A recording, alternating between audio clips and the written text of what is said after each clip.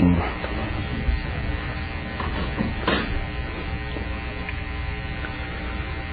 نحمده ونستعينه ونستغفره ونؤمن به ونتوكل عليه ونعوذ بالله من شرور أنفسنا ومن سيئات أعمالنا، من يهده الله فلا مضل له ومن يضلله فلا هادي له، وأشهد أن لا إله إلا الله وحده لا شريك له، وأشهد أن سيدنا ونبينا ومولانا محمدا عبده ورسوله صلى الله تعالى عليه وعلى آله وأصحابه وسلم تسليما كثيرا كثيرا، أما بعد۔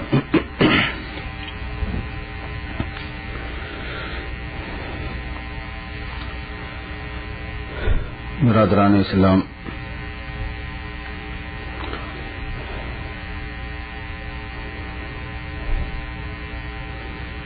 آج رجب کی 26 تاریخ ہے، 26 رجب ہے۔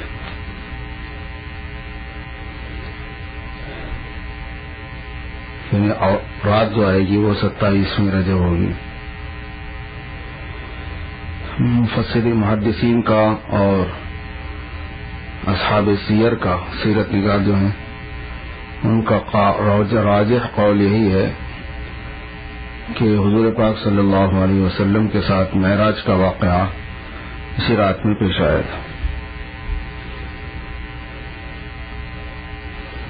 راجح قول اس لیے عام طور پر کہا جاتا ہے کہ ہجرت سے پہلے کے جتنے واقعات ہیں وہ چونکہ پہلے سے تاریخ مقرر نہیں ہوئی تھی، اسلامی کیلنڈر شروع نہیں ہوا تھا، اس لیے بالکل کنفرم نہیں ملتا، حتیٰ کہ آپ کی تاریخ ولادت بھی کنفرم نہیں ملتی۔ 12 ربیع الاول مشہور ہے، محققین کے مطابق 9 ربیع الاول ہے، سب سے زیادہ تحقیق جو ہے وہ 9 پہ جا کے فٹ ہوتی ہے، 12 پہ نہیں ہوتی۔ حضرت سلیمان رحمت اللہ علیہ کے مصنف ہیں نا، قاضی سلیمان منصور پوری، انہوں نے بہت لمبی چوڑی اس پہ تحقیق کی ہے، انہوں نے فرمایا کہ 9 فٹ ہوتی، 12 نہیں فٹ ہوتی۔ تو ہجرت سے پہلے چونکہ کیلنڈر نہیں بنا تھا تو کیلنڈر سے پہلے کے جتنے واقعات ہیں اس میں تھوڑا سا رائےوں میں فرق رہتا ہے۔ مشہور یہی ہے کہ 27 رجب کو حضور پاک صلی اللہ علیہ وسلم کے ساتھ یہ خاص معجزہ پیش آیا، بڑا عجیب و غریب معجزہ ہے۔ معجزہ، ہر معجزہ عجیب ہوتا ہے۔ معجزہ کے معنی عاجز کرنے والا، یعنی انسان نہیں کر سکتا اس چیز کو، اور اگر مخبر صادق سچا خبر دینے والا سچی خبر نہ دے تو یقین بھی نہیں کر سکتا کوئی، اور اگر واقعہ پیش آئے تو سامنے آنکھوں سے مشاہدہ نہ ہو تو یقین نہیں آتا، اس کو معجزہ کہتے ہیں۔ صالح علیہ السلام نے پہاڑ میں سے اونٹنی نکال دی، اللہ سے دعا کی، اللہ پاک نے نکال دی، صالح علیہ السلام کی دعا پر نکال دی، ان کے معجزے کے طور پر دی۔ تو اب پہاڑ میں سے اونٹ کا نکلنا، پہاڑ کا پھٹنا اور پھر اس میں سے اونٹ برآمد ہونا، کوئی چوٹی نہیں ہے، کوئی مکھی مچھر نہیں ہے، کوئی چھوٹا موٹا کیڑا نہیں ہے، کوئی سانپ بچھو نہیں ہے کہ پتھروں کے نیچے ہوتے ہیں بھائی، تو یقین نہیں آنے والی بات ہوتی ہے۔ لیکن خبر دینے والا چونکہ سچا ہوتا ہے اس لیے یقین کرنا پڑتا ہے۔ پھر جو مشاہدہ کرنے والے ہیں ان کی تو آنکھوں کا مشاہدہ تھا، پھر کوئی ہپناٹزم نہیں تھا، اس لیے کہ وہ آئی اور غائب ہوگی چند منٹوں میں، ویسا نہیں تھا، وہ تو ان کے پاس رہی، عرصے تک رہی، کھاتی تھی پیتی تھی، پھر وہ آئی اور اس نے بچہ دیا، اور معجزہ یہ کہ وہ بچہ بھی اس کے اتنا ہی تھا۔ تو معجزہ اس کو کہتے ہیں کہ وہ عاجز کر دیتا ہے انسان کو، اور وہ دلیل ہوتی ہے اللہ کی قدرت اور اللہ کی تائید ساتھ ہونے کی اس شخصیت کے جو اپنے نبی ہونے کا دعویٰ کرتے ہیں۔ تو یوں تو ہر معجزہ عاجز کرنے والا ہوتا ہے، بہت عجیب ہوتا ہے، لیکن سرکار دو عالم صلی اللہ علیہ وسلم کو یہ جو معجزہ پیش آیا ہے، معراج کا معجزہ، یہ بہت ہی عجیب و غریب ہے، اور یہ ایک چیز پر مشتمل نہیں ہے، اس میں ایک واقعہ نہیں ہے، اس میں ایک بات نہیں ہے، اس میں 20 باتیں ہیں۔ یعنی یہ ایک معجزہ سینکڑوں معجزوں کو شامل ہو کر ہے، اس لیے اس کی بڑی خصوصیت ہے، اور اس لیے اس میں جو ہے اس کا باضابطہ ذکر قرآن پاک کے اندر ہے۔ معجزے تو آپ نے ہزاروں میں دکھائے ہیں، لیکن قرآن پاک میں تو سب معجزوں کا ذکر نہیں ہے۔ ایک قرآن کے معجزہ ہونے کا ذکر ہے، ایک شق القمر کا معجزے کا ذکر ہے، ایک اس کا ذکر ہے،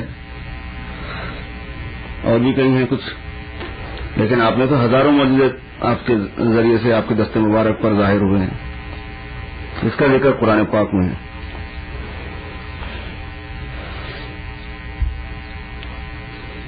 اس میں جو حقائق ہیں وہ بڑے عجیب و غریب ہیں۔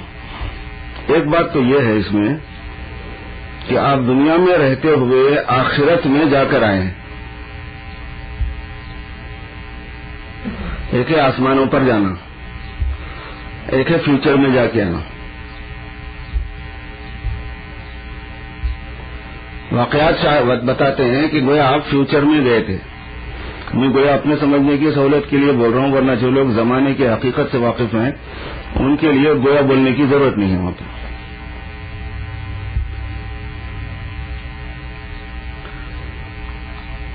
آخرت میں جا کر آئے، جن باتوں کی آپ خبر دیتے تھے، اطلاع دیتے تھے، آپ کو وحی کے ذریعے سے جو علم دیا گیا اور آپ نے اس علم کو انسانوں تک پہنچایا، اور جو مستقبل سے متعلق علوم تھے ان کا آپ نے مشاہدہ فرمایا، تمام اخبار غیبیہ کا مشاہدہ کیا، دیکھا اپنی آنکھوں سے، جو چیز بتائی گئی تھی اس کو آپ نے دیکھا فزیکلی، حالانکہ اس کا تعلق موت کے بعد کی لائف سے ہے۔ مرنے کے بعد تمہارے ساتھ یہ ہوگا، یہ ہوگا، یہ ہوگا، وہ دیکھ کر آیا۔ کتنی عجیب بات ہے۔ اسی لیے قرآن پاک میں فرمایا گیا لِنُرِيَهُ مِنْ آیاتنا، ہم ان کو بلائے تاکہ ان کو دکھائیں ہماری خاص قدرت کی نشانیاں۔ آیات نشانی، ہم اپنی قدرت کی خاص نشانیاں دکھانے کے لیے ہم نے ان کو بلایا تھا، ہم ان کو لے گئے تھے۔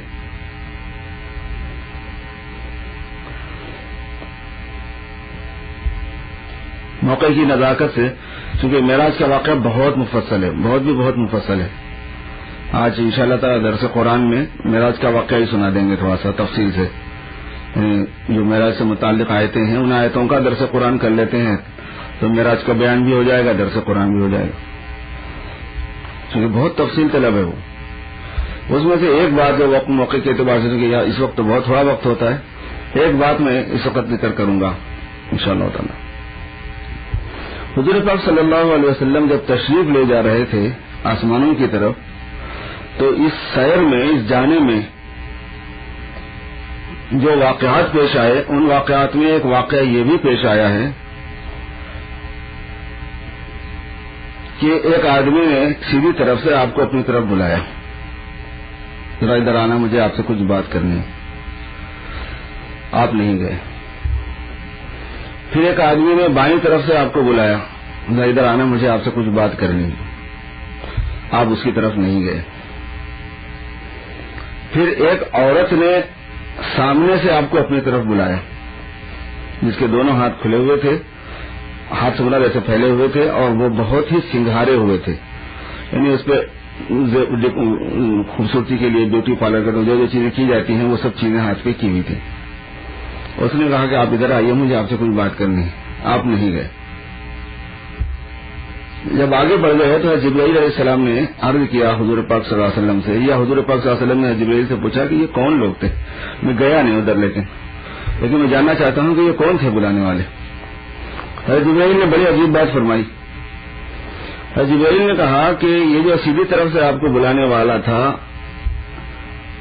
بلانے والی تھی چیز، یہ یہودیت تھی۔ اگر آپ اس کے بلانے پہ چلے جاتے اس کی بات سننے کے لیے تو آپ کی امت یہودی ہو جاتی۔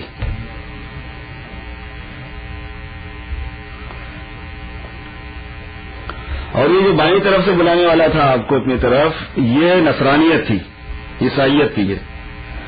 اگر آپ اس کے بلانے پہ چلے جاتے تو آپ کی امت پوری عیسائی ہو جاتی، نصرانیت کو قبول کر لیتی۔ اور یہ جو سامنے سے بلانے والی عورت تھی، یہ دنیا تھی، اگر آپ اس کے بلانے کی طرف متوجہ ہو جاتے تو آپ کی امت خالص دنیا پرست ہو جاتی. بہت سے واقعات ہوئے ہیں اس موقع پر بڑے عجیب عجیب. اس میں یہ واقعہ بھی بڑا عجیب ہے اور اس میں بڑی عبرتیں ہیں, بڑے سبق ہیں. مسلمان اگر یہودیت کی طرف جھک گیا, مسلمان نہیں رہا, بیکار ہے اس کا ہونا.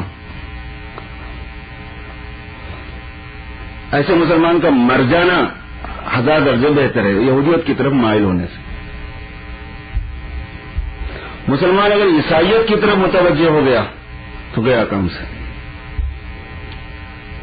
ایسے مسلمان کا مر جانا 1000 درجے بہتر ہے اس کے عیسائیت کی طرف مائل ہو جانے سے, جھک جانے سے. اور مسلمان کا دنیا کو مقصود بنا لینا کہ صحیح یہی سب کچھ ہے, بھائی یہ ہو جائے آخرت چاہے برباد ہو جائے, فائدہ ہی نہیں ہے ایسے مسلمان کو کچھ. اس کا مر جانا 1000 درجے بہتر ہے. اس واقعے میں کچھ اسرار ہیں, بہت سے راز کی باتیں ہیں اور کچھ سبق ہیں. اسرار کی طرف تو میں نہیں جاؤں گا اس واسطے کہ حضور کے متوجہ نہیں ہونے سے امت کا متوجہ نہیں ہونا کیا مطلب, حضور کے متوجہ ہو جانے سے امت متوجہ ہو جاتی کیا مطلب. یعنی میں اور آپ نہیں تھے نا وہاں پہ, تو سرکار تھے, وہ کیا چیز تھی. صرف اتنا اشارہ آپ سمجھ سکتے ہیں کہ نبی کا فیض ہر امتی کو ملتا ہے. نبی جو امتی جو ہوتے ہیں وہ دراصل نبی کے فیض کے جو ڈور ہوتے ہیں ان سے لگے ہوئے ہونے کا ہی نام ہے. فیضان نبوت کی جو کرنیں ہوتی ہیں, جو انوارات ہوتے ہیں, جو شعائیں ہوتی ہیں, جس امتی کے ساتھ وہ اٹیچ ہے وہی امتی ہوتا ہے. اصل میں نبی کے خواہش اور نبی کا ارادہ, نبی کی نیت امتی سے جڑی ہوئی ہوتی ہے. اگر آپ متوجہ ہو جاتے تو پوری امت متوجہ ہو جاتی, پوری یہودی ہی ہو جاتی, پوری عیسائی ہی ہو جاتی, پوری دنیا داری ہی ہو جاتی. آپ متوجہ نہیں ہوئے, اس میں بڑی خوشخبری ہے. پوری کی پوری امت کسی ایک طرف ڈھلک جائے گی, قیامت تک نہیں ہوگا ایسا. افراد ہوتے رہتے ہیں, لوگ ہوتے رہتے ہیں, کچھ ہوتے رہتے ہیں, لیکن پورے ہو جائیں گے ایسے نہیں ہوگا. اس لیے کتنے ہی سخت حالات ہوں, کیسا ہی ماحول گندا ہو, کتنا ہی پریشر پڑے, یہ امت اپنا پورا دین بیچ دے گی. پوری امت ایسا کبھی نہیں ہوگا. افراد بیچتے رہیں گے دین, شخصیت پرسنس جو ہیں وہ بیچتے رہیں گے دین, وہ تو پیدا ہوتے رہتے ہیں, لیکن پوری امت بیچ ڈالے گی دین, ایسا نہیں ہوگا. چاہے کوئی پسند کرے چاہے نہ کرے, چاہے انہیں لائک کیا جائے یا نہ کیا جائے, رسپانس دیا جائے یا نہ دیا جائے, عزت کی جائے یا بے عزتی کی جائے, ڈرایا دھمکایا جائے یا امن اور اطمینان کے ماحول میں رکھا جائے, اپنے ایمان کا سودا نہیں کرے گی امت.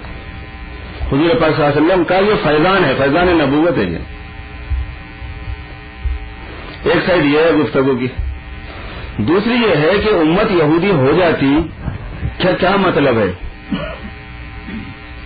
امت عیسائی ہو جاتی کا کیا مطلب ہے. وہ اس لیے جاننا ہے مجھے آپ کو کہ ہم اپنے آپ کو سنبھالیں, اپنی آنے والی نسلوں کو سنبھالیں. ایک تو سورہ فاتحہ میں یہودیت اور عیسائیت کا مطلب بتایا گیا ہے. یہودیت کے مطلب میں یہ بات بتائی گئی ہے کہ اللہ کے حکموں کو جاننے کے باوجود توڑ مروڑ کر کے بدلنا.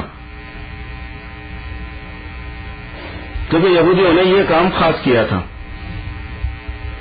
اللہ کے حکموں کو جاننے کے باوجود ان کو توڑ مروڑ کے بدل لینا, اپنے منشے کے مطابق کر لینا. یہ میں اپنی طرف سے نہیں بول رہا ہوں, یہ سب کتابوں میں ہے, بہت تفصیل سے ہے. یہ یہودیت کا خاص ہے. یہ جیسے ایک مونوگرام ہوتا ہے, ایک پہچان ہوتی ہے خاص, یہ ان کی خاص پہچان ہے. یلوون السنتهم بالکتاب لتحسبوه من الکتاب وما هو من الکتاب. اپنی باتوں کو ایسے پلٹتے ہیں کہ تم سمجھو کہ وہ کتاب سے کہہ رہے ہیں اور وہ حالانکہ کتاب سے نہیں ہوتی. قرآن پاک میں دوسری جگہ ان کی صفت میں بیان کیا گیا ہے. یقولون هو من عند اللہ وما هو من عند اللہ، یہ بتائیں گے آپ کو کہ اللہ کی طرف سے یہ بات ہے، وہ اللہ کی طرف سے نہیں ہوتی. وَيَقُولُونَ عَلَى اللَّهِ الْكَذِبَ، اور وہ اللہ تعالیٰ پر جھوٹ باندھتے ہیں، یعنی اللہ کی طرف جھوٹ کو منسوب کرتے ہیں. یہودیت میں ہوتا یہ ہے کہ اپنی خواہش اور اپنے اغراض اور اپنی مصلحتوں کی وجہ سے دین کو موٹیفائی کر دینا، یہ یہودیت ہوتی ہے.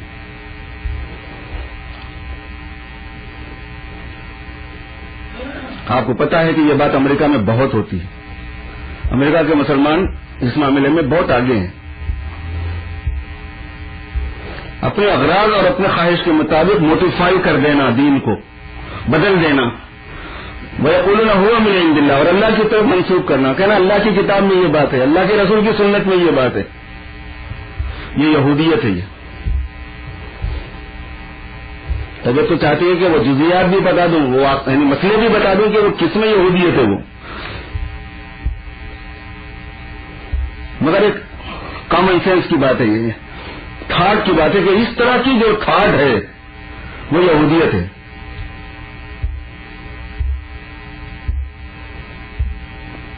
اور اصولی طور پر ذہن میں رکھنے کی جو بات ہے کہ اللہ کی کتاب کا جو مطلب علماء بیان کریں گے وہ اسلام ہے، اور جو غیر علماء دنیاوی اسکالر ہیں یا یہ جناب والا ڈاکٹرز ہیں، انجینئرز ہیں، اپنی طرف سے تشریح کرنے والا جو گروپ ہے ایسا، یہ جو بیان کرے گا یہ یہودیت ہے. یہ ایک خاص پہچان ہے، آپ شناخت ہے یہ، کیونکہ وہ بغیر موڑے کے، بغیر اس میں چینجز کرے کہ علماء کی تشریح کے سے ہٹ کر نہیں پیش کر سکتا. یہ قاعدہ ہے، کیونکہ علماء کی تشریح تو پابند ہے اسلاف کی.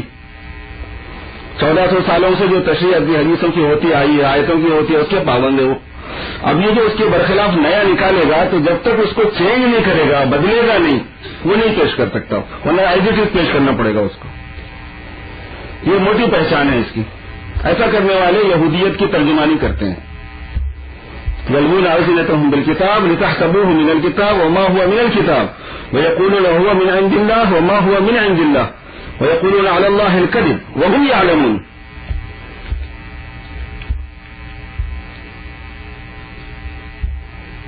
امت کا ایک طبقہ ایسا ضرور رہے گا مسلمانوں کے اندر کہ جو اس کو قبول نہیں کرے گا. ایک طبقہ قبول بھی کر لے گا جن کے ساتھ اغراض ہیں، جن کے ساتھ دنیا ہے، مصلحتیں ہیں، دین کا علم نہیں ہے، ہو جائے ہو متاثر ہو جائیں گے، ہوتے رہتے ہیں، ہوتے رہیں گے.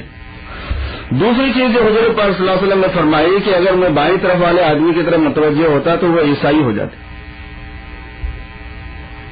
اس کا مطلب کیا ہے؟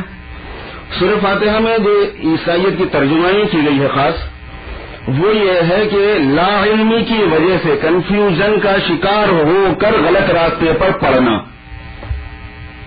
یہ عیسائیت کی خاص ترجمانی ہے. سورہ فاتحہ غیر المغضوب علیہم ولا الضالین، یہ دو گروپس کی ترجمانی ہے. عام مفسرین یہی فرماتے ہیں. لا علمی کی وجہ سے، دین کا علم نہ حاصل کرنے کی وجہ سے. کیونکہ اگر آدمی دنیا کا علم حاصل کرے، دین کا نہ کرے، تو اس کو دنیا کے علم کے ضمن میں، اس کے ذیل میں دین کا علم نہیں مل جاتا. الگ ہے وہ پورا، اور مستقل فوکس چاہتا ہے، وہ توجہ چاہتا ہے، محنت چاہتا ہے، تب ملتا ہے وہ. جو دنیا کا جو علم ہے، دنیاوی جو ایجوکیشن ہے، ریگولر جو ایجوکیشن ہے، اس کو حاصل کرنے والے کو دین کا علم نہیں ملتا جب تک کہ وہ اس کو بنیاد بنا مستقل طور پر سیکھے نہیں. تو ایسے دنیا کا علم حاصل کیا ہوا آدمی دین کے اعتبار سے جاہلوں میں ہی آئے گا.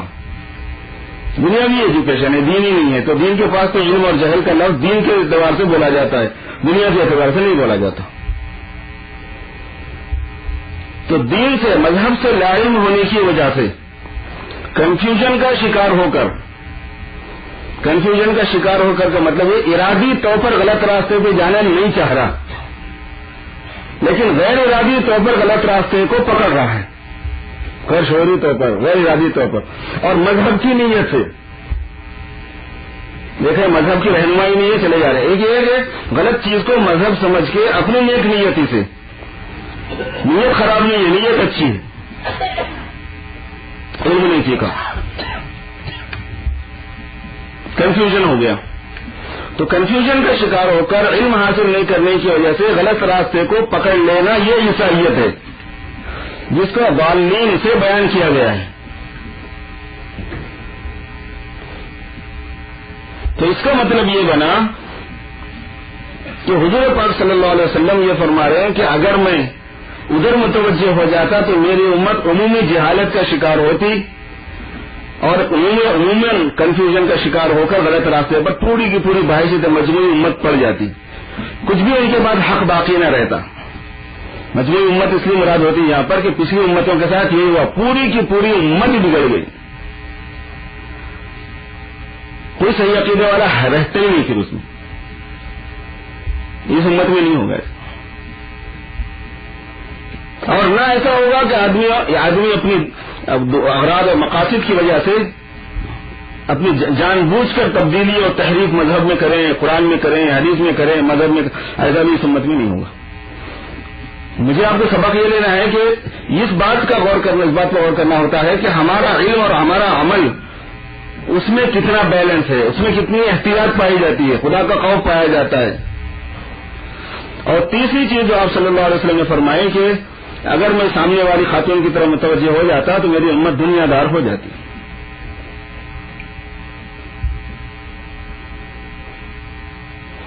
یہ تو ایک واضح مطلب ہے کہ آخرت کا مقصود, آخرت کا تصور ہی ذہن میں نہ رہے اور آخرت سامنے نہ ہو اور آدمی دنیا کو سامنے بنا کے کسی طرح یہاں کی کامیابی مل جائے, چاہے مذہب باقی رہے چاہے نہ رہے. جیسے ہم نے دیکھا بعض لوگوں کو کہ کسی طرح جو ہے نا وہ یہاں کی سٹیزن شپ مل جائے, گرین کارڈ مل جائے, نوکری یہاں کی مل جائے, چاہے نام بدلنا پڑے, مذہب بدلنا پڑے اور سب کچھ چینج کر دینا پڑ جائے, کیونکہ بھائی اب کون جائے گا واپس اور کون اپنے آپ کو سنبھالے گا. حالات ایسے نہیں ہیں, مجبوری میں جو ہے بس وہ کر لو.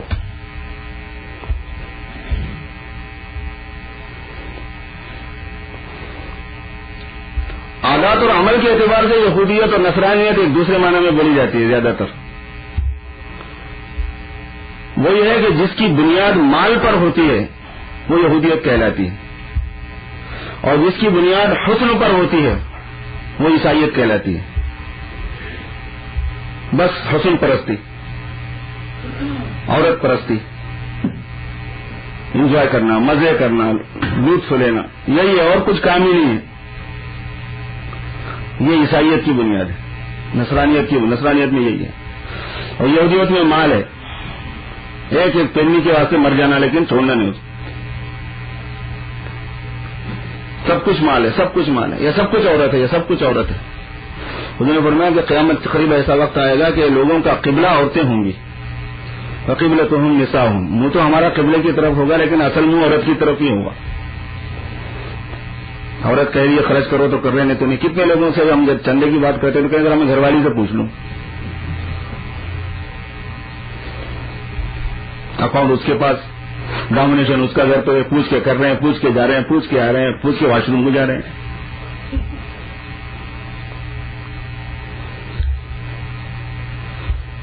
وقبلتہم نساؤہم, مال خرچ کر رہے ہیں تو وہی اللہ کے راستے میں وقت لگانے کی بات آئے تو بیوی کا منشا نہیں ہے, نماز روزے کا مسئلہ ہے تو بیوی کا منشا نہیں ہے, کھانے پینے کا مسئلہ ہے تو بیوی کا منشا نہیں ہے.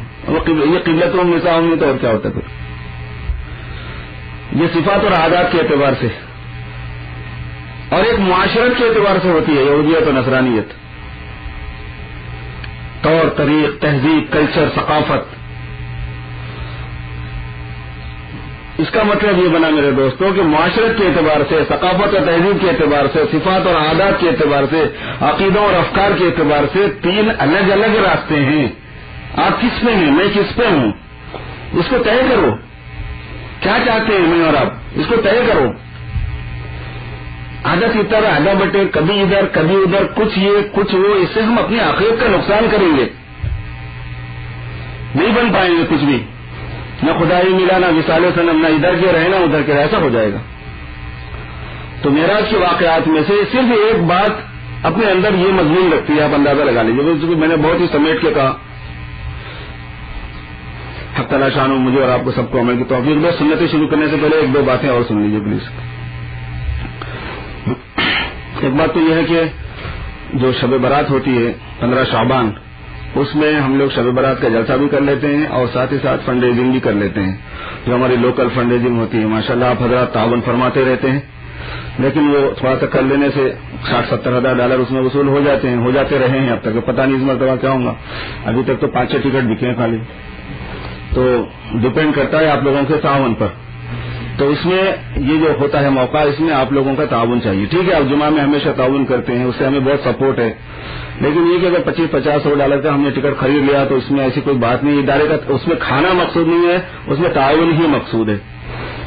اور آپ حضرات چونکہ اس سے وابستہ ہیں کے اعتبار سے آپ کا اپنا ادارہ ہے یہ, تو آپ خود اپنا ٹکٹ خرید لیں, یہ کافی نہیں ہمارے پاس. آپ میں سے ہر کوئی جو ہے وہ 10-10, 20-20 ٹکٹ اپنے دوست احباب میں فروخت کر لے اور پھر ان کو گیدر بھی کر لے اس موقع پر, تاکہ وہاں کر بھی وہ کچھ چندہ دے دیں اور ٹکٹوں سے کچھ آمدنی فراہم ہو جائے. تو اس طریقے سے آپ سے تعاون درکار تھا اس معاملے میں. ایک تو ٹکٹ آپ کیسا بھی نہیں لیں, اس کے باوجود کہ آپ نے مسجد میں بھی دیا دیتے رہتے ہیں. دوسرے کچھ ٹکٹ فراہم کر لیں, اس کے خریدار بنا لیں. تیسری بات یہ ہے کہ ہمیں کچھ اس میں سے والنٹیئرس کی ضرورت ہے. کچھ ساتھی ایسے ہیں کہ پیسے نہیں لگا سکتے یا بہت کم دے سکتے ہیں, مگر اللہ نے ان کو صلاحیت بہت دی ہے, فزیکلی ورک کرنے کی صلاحیت بھی ہے, ٹائم ہے ان کے پاس. بعض لوگ ایسے ہیں جن کے پاس دماغ بہت ہے, صلاحیت بہت ہے, آئیڈیا بہت سے ہیں, کچھ کر سکتے ہیں, وہ سوچ پلان کر سکتے ہیں, جمع کر سکتے ہیں لوگوں کو وغیرہ وغیرہ. تو ایسے لوگ اپنا نام لکھائیں کہ میں والنٹیئرلی آپ کو اتنا ٹائم دے سکتا ہوں, یا میرے پاس یہ صلاحیت ہے, میں اپنی صلاحیت سے آئی ٹی کی یہ صلاحیت ہے میرے پاس, فلاں کی یہ صلاحیت ہے, اکاؤنٹنگ کی یہ صلاحیت وغیرہ. جس کے پاس جس کو اللہ نے جو صلاحیت دی ہے وہ اس اپنی صلاحیت سے ہمیں بتائے کہ ہم والنٹیئرلی آپ کو سپورٹ کرنے کو تیار ہیں. یہ بھی ہمارے لیے بہت بڑی سپورٹ ہو جائے گی. اور تیسری بات یہ ہے کہ آپ دعا کریں ادارے کے واسطے, تاکہ ادارے کے تمام اخراجات انتظامات سب آسان ہو جائیں. بس سنتیں پڑھ لیجیے.